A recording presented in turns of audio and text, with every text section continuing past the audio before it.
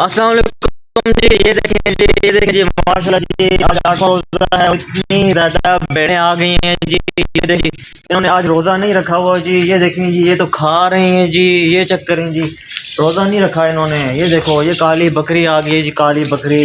रोज़ा नहीं रखा आपने, रोज़ा नहीं रखा है, रोज़ा नहीं रखा है। ये देखो कह रही है रोज़ा नहीं रखा है हमने। तो ये देखो कितनी ज़्यादा भेड़ बकरियां आ गई हैं जी।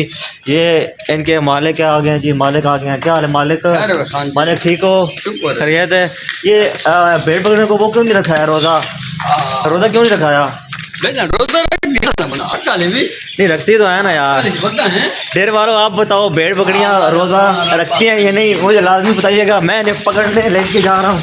देखिए मैं इनको पकड़ रहा हूँ, पकड़ रहा हूँ। ये देखो, ये देखो, ये तो भाग गई हैं जी यार। ये देखो, ये तो भाग गई हैं चाचा। एक हमें दे दो ना, एक ज़कात, ज़कात के तौर पे। ये देखें जी, ये एक बकरी रह गई है जी, बाकी सारे डाल के भाग गई हैं जी। रोज़े क्यों नहीं रखती जी? ये लाजमी आप लोग कमेंट सेक्शन में बताइएगा जी। डेरे वालों भेड़ बकरियाँ रोज़े क्यों नहीं रखती हैं? जल्दी मुझे बताना कमेंट सेक्शन में, इंतज़ार कर रहा हूँ।